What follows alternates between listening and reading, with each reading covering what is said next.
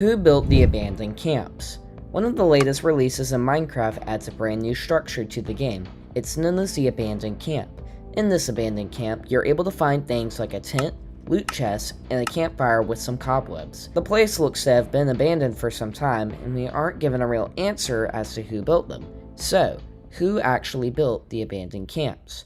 I started doing some research, and while I did, I found a lot of videos, but I couldn't really find an answer as to who might have built them. But there's one hint that actually might give us an answer: the tent.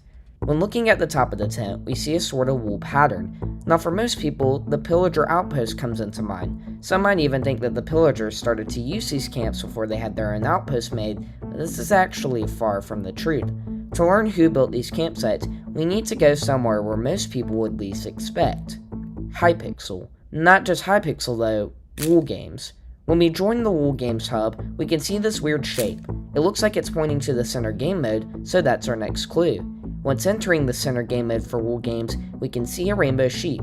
This might not look like a lot to people, but you can actually do this with no mods in vanilla Minecraft. All you need to do is take a name tag and name a sheep Jeb _. But what does this have to do with the abandoned camps? Well, naming a sheep Jeb isn't the only thing we can do with our name tags. If you name that same sheep Grum, you're able to flip it upside down. This works with any mob, except one: the Ender Dragon.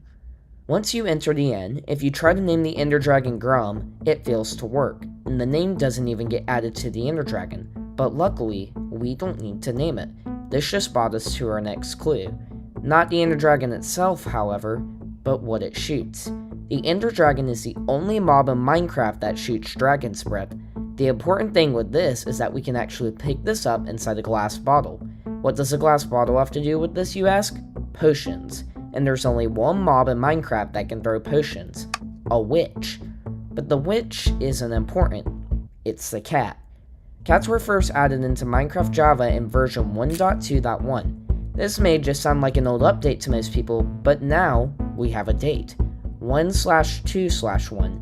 This is one of the oldest dates recorded in history, at least that we can count on our calendar, meaning that the abandoned Minecraft camps have existed for over 2,025 years.